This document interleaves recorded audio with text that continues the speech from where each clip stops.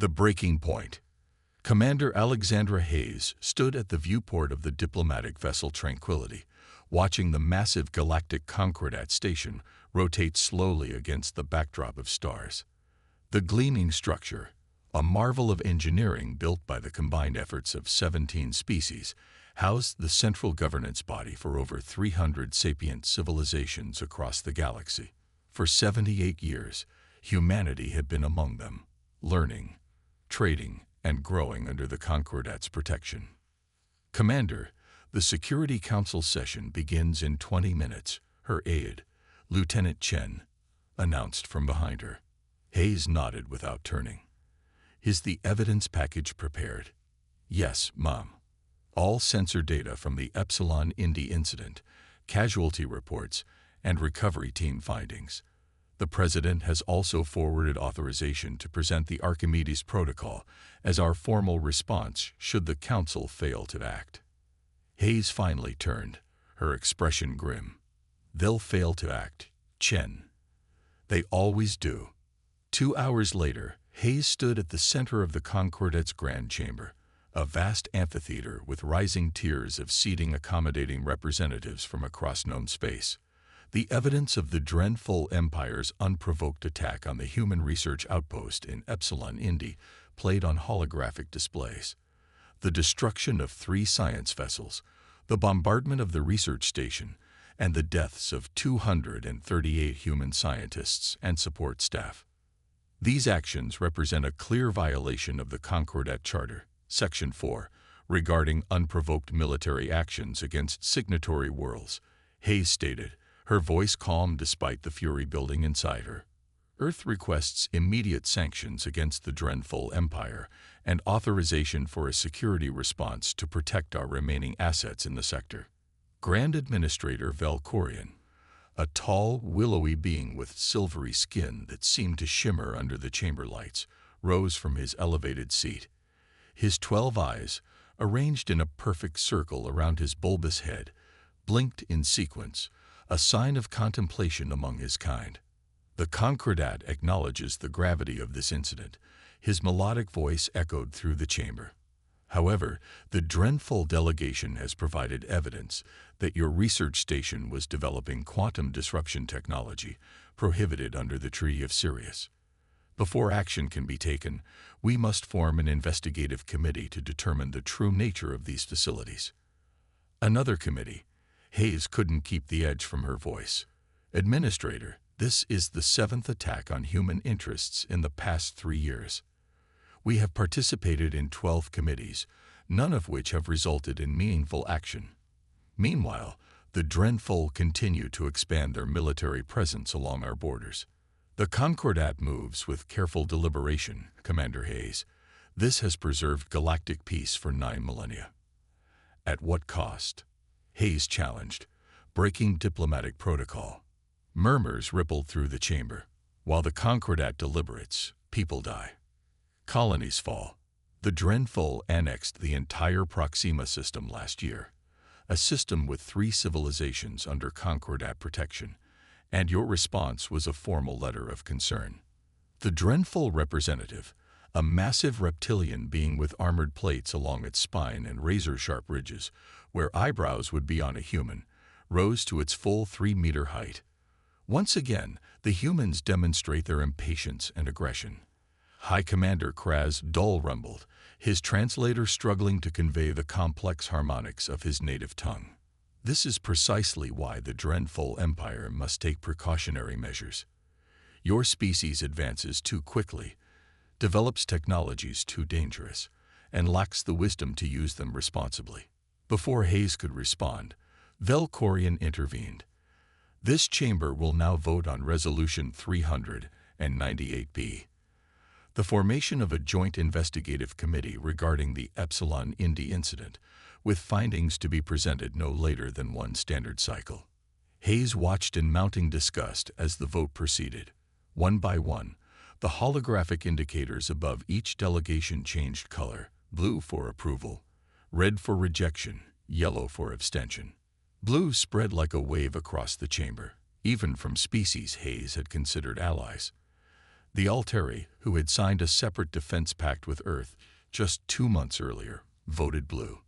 The Meridani, who relied on human agricultural shipments to feed their colonies, voted blue. Only 17 species voted red, most of them minor powers or those who had also experienced dreadful border adjustments in recent years. Resolution passes, Velkorian announced.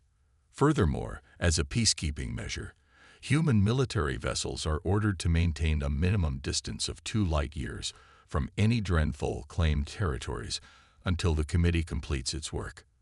Hayes's comm unit vibrated against her wrist with an urgent message. She glanced down at the secure text from Fleet Admiral Reyes. Dreadful battle group detected entering New Ankara system. Colony governor reporting orbital bombardment has begun. Civilian casualties estimated at 3,000 and rising. Hayes read the message twice, her hands beginning to tremble, not with fear, but with a cold, crystallizing rage. New Ankara was home to nearly 1 million human colonists. It was also strategically irrelevant, except as a demonstration of force. This was no coincidence. The Drenthal had timed their attack perfectly, knowing the Concordat would be occupied with the Epsilon Indi hearings. They were testing humanity's resolve, betting that Earth would remain bound by Concordat protocols even as another colony burned. A second message appeared, this one encoded with the highest authorization level. It came directly from President Dias. Authorization Omega-9 granted. Implement Archimedes Protocol. Hayes took a deep breath, steadying herself. For decades, humanity had played by the Concordat's rules, believing in the promise of collective security and galactic cooperation. They had compromised, conceded, and contained their own expansion to appease older species who feared humanity's rapid development. No more. Hayes returned to the central podium, ignoring the Grand Administrator's attempt to recognize another speaker.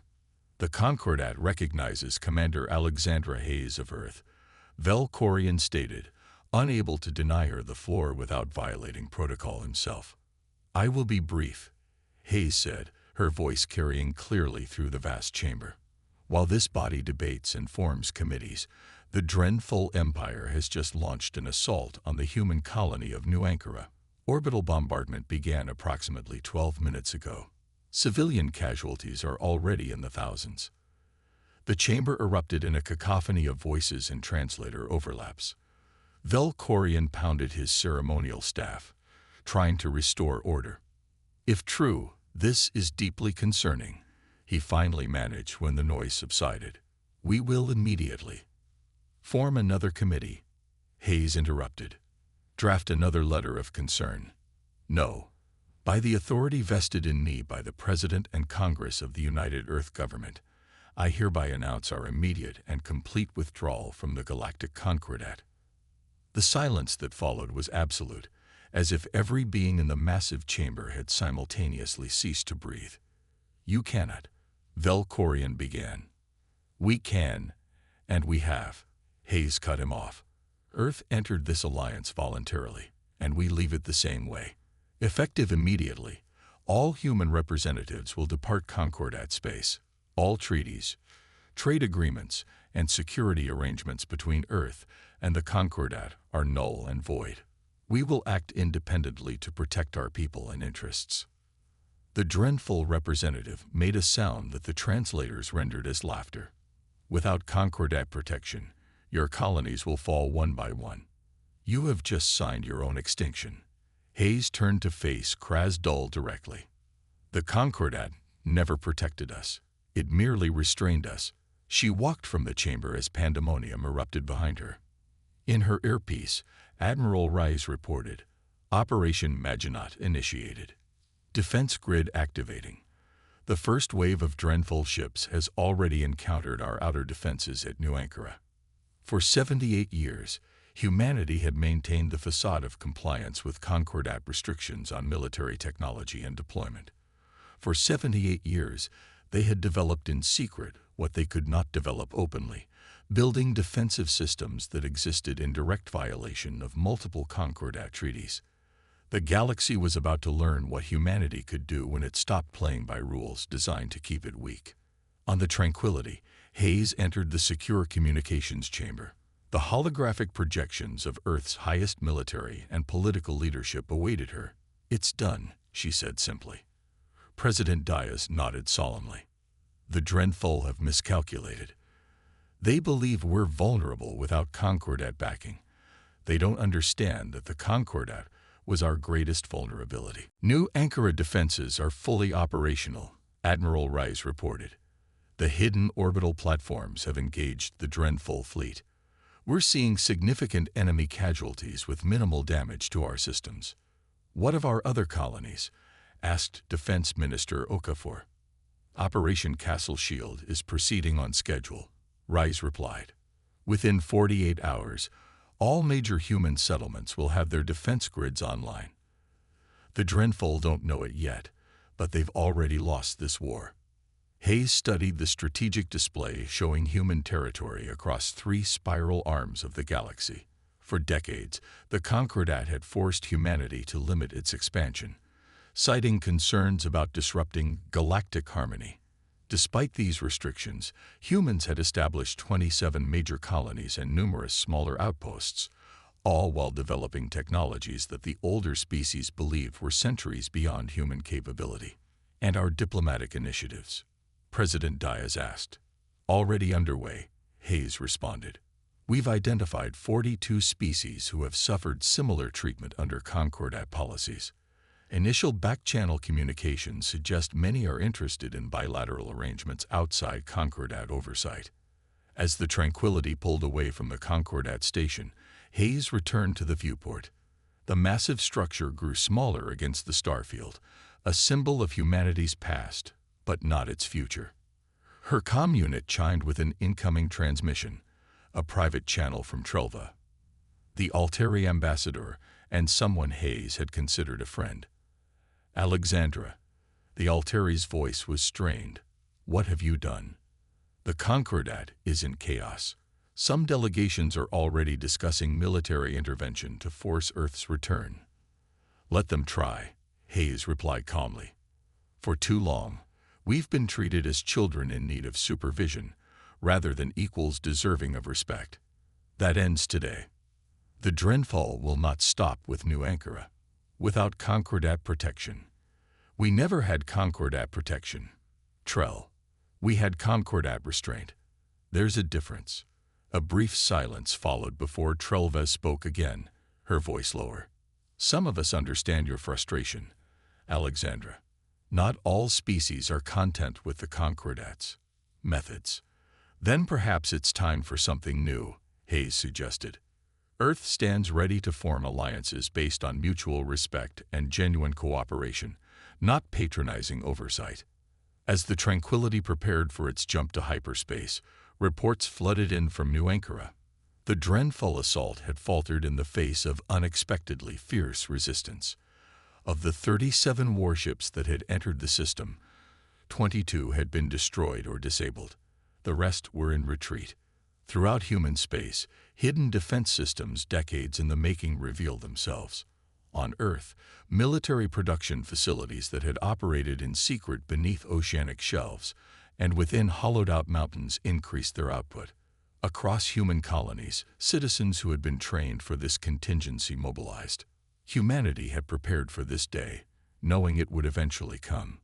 The galaxy watched in dread, wondering what would emerge from the ashes of humanity's departure from the Concordat. They would not have to wait long to find out. The Reckoning. 3 weeks after Earth's withdrawal from the Galactic Concordat, High Commander Krasdul of the Dreadful Empire stood before the massive tactical display in his flagship's command center.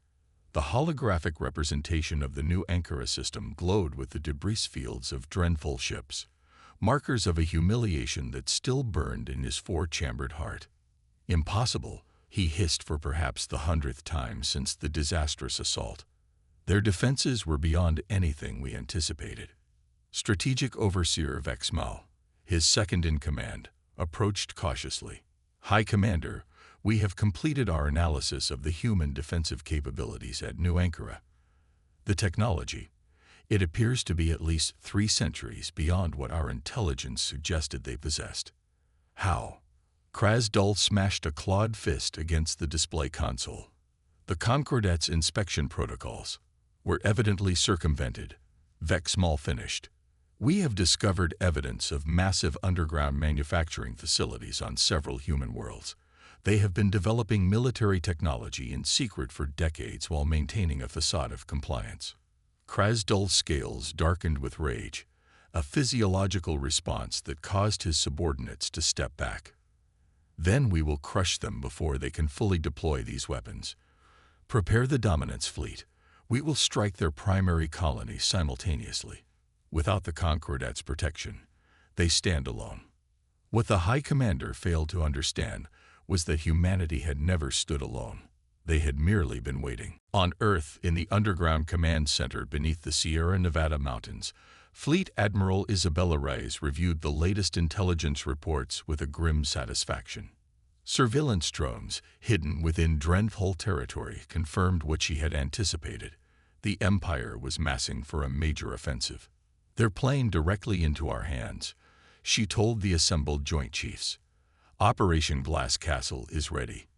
Defense grids at all 27 colonies are fully operational. The moment they cross into our territory, Protocol Medusa activates. General Omar Kazemi, commander of ground forces, leaned forward. What of our allies? The intelligence sharing agreement with the Alteri has gone silent. Not silent, corrected Director Sophia Wu of Intelligence Services, just cautious. The Concordat has threatened sanctions against any species conducting unsupervised diplomacy with Earth. The Altari cannot afford to be seen cooperating with us openly, but rest assured, information continues to flow through back channels. President Diaz, joining via secure hologram from Washington, addressed the group. How are our manufacturing capabilities holding up? The Omega-class defensive platforms require resources we previously imported from Concordat worlds. We've adapted, replied Secretary of Production Abioy.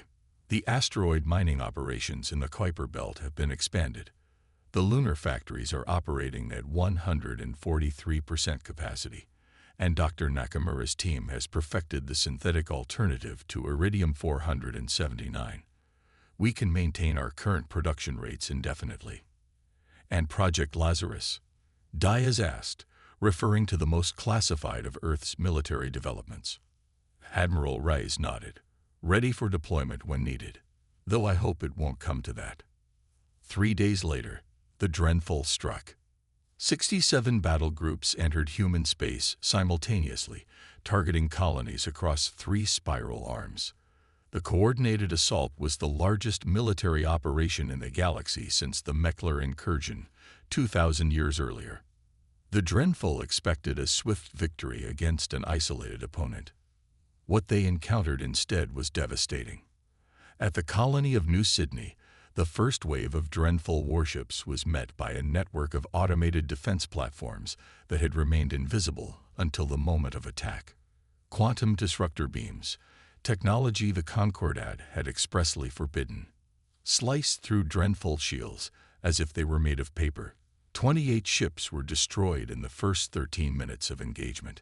At Terra Nova, the Empire's feared planet Cracker weapon, a gravitational manipulator capable of triggering artificial tectonic events, was rendered useless by planetary shield technology the human scientists had supposedly been decades away from perfecting. And at New Ankara, where the Empire sent its largest force to complete what it had begun, Admiral Rice herself waited aboard the UES Thermopylae, a vessel class whose existence had never been reported to the Concordat. All ships engage at will, she ordered as the Drenthal fleet emerged from hyperspace. Weapons free. Protocol Medusa is in effect. The battle lasted less than 2 hours. Of the 112 Drenthal vessels that entered the New Ankara system, only 7 escaped to carry word of the catastrophe back to their empire. Across the galaxy, news of the conflict spread despite the Concordat's attempts to control the narrative. In the Grand Chamber, Grand Administrator Velkorian faced a crisis unlike any in his 3-century career. Order must be restored, he insisted to the increasingly fractious assembly. The humans have violated multiple provisions of the foundational treaties. Their actions threaten the very stability of galactic civilization. From his seat, the Meridani representative, a crystalline being whose thought processes occurred in what humans would consider four-dimensional space, raised a glittering appendage to speak. Perhaps, the being's harmonic voice resonated, we should consider why a species would risk such isolation. For 78 years, humanity accepted our guidance, our restrictions, our oversight. What changed? They were always dangerous, insisted the Voxtrian delegate, a species that had consistently opposed human admission to the Concordat. Their rate of technological development is unnatural. Their aggression is biologically ingrained. Yet they abided by our rules for nearly 8 decades, countered the delegate from Proxima Centauri, one of the few non-human representatives of a world where humans and aliens had successfully integrated. Perhaps we should ask if our rules were fair. The debate raged while reality reshaped itself beyond the Concordat's walls. On the frontier world of Terras VI, a mixed community of humans, Alteri, and Meridani gathered in a secured facility. Commander Hayes, now Earth's special envoy for extraterrestrial relations, addressed the assembled representatives. Earth does not seek to replace the Concordat, she stated clearly. We have no interest in becoming the galaxy's new overlords. What we propose instead is a coalition of equals, a genuine partnership rather than a hierarchy of advanced and developing species. The Concordat will impose sanctions on any world that joins such a coalition, warned the Alteri representative, though his tone suggested this was a procedural objection rather than a personal one. Hayes smiled. They can try. But as recent events have demonstrated, the Concordat's power was always more perception than reality. Their military forces are minimal, their economic leverage dependent on cooperation they can no longer compel. And the Drenfall? Asked a representative of the Galaxy, a species whose homeworld had been under Drenfall pressure for generations. They will not stop with one defeat. No, Hayes agreed, which is why our next proposal may interest you. The display behind her activated, showing technical specifications for defensive systems that had proven so effective against the Drenfall assault. Earth is prepared to share these technologies with allies who join our coalition. Not as a gift, but as an exchange. Each species has unique insights, unique strengths. Together, we can create security that doesn't depend on appeasement or endless deliberation. Meanwhile, at the edge of Drenfall territory, High Commander Kraz Dul received the most devastating news of his military career. Not only had the simultaneous attacks on human colonies failed, but 17 Drenfall worlds now reported the presence of unidentified automated platforms in their orbital spaces, platforms identical to those that had decimated their fleets in human territory. When? He demanded of his intelligence chief. When were these deployed? Unknown, High Commander. They appear to have been in position for months, possibly years, remaining dormant until now. Krasdul understood the message.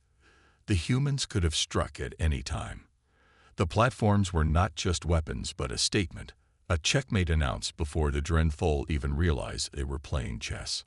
On his secure communication unit, a message appeared, direct and untraceable. High Commander Krasdul, the platforms in your territory are programmed to remain inactive unless Drenfall forces make further aggressive moves against Earth or any of our allies. We have no desire for war, but we will no longer tolerate threats to our existence. The choice for what happens next is yours. Admiral Isabella Reyes, Earth Defense Force.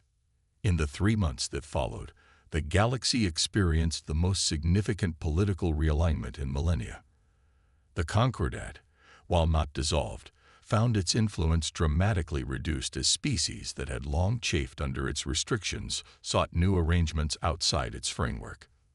The Altari were the first to formally announce a mutual defense treaty with Earth, followed quickly by the Meridani and 17 other mid-tier species.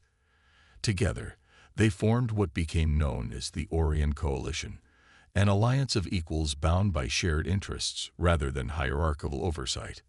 The Drenful Empire, faced with the humiliating reality of its military inadequacy, withdrew to its core systems. Intelligence reports suggested internal strife as various factions blamed each other for the miscalculation that had exposed their vulnerability. 6 months after Earth's withdrawal from the Concordat, Commander Hayes, now Ambassador Hayes, returned to the massive station she had left in such dramatic fashion. This time, she came not as a supplicant, but as a representative of a power whose true capabilities the galaxy was only beginning to understand. Grand Administrator Velkorian received her in his private chambers rather than the Grand Assembly Hall, a tacit acknowledgement of changed circumstances. The Concordat extends its formal recognition of the Orion Coalition, he said without preamble, his 12 eyes blinking in their circular pattern.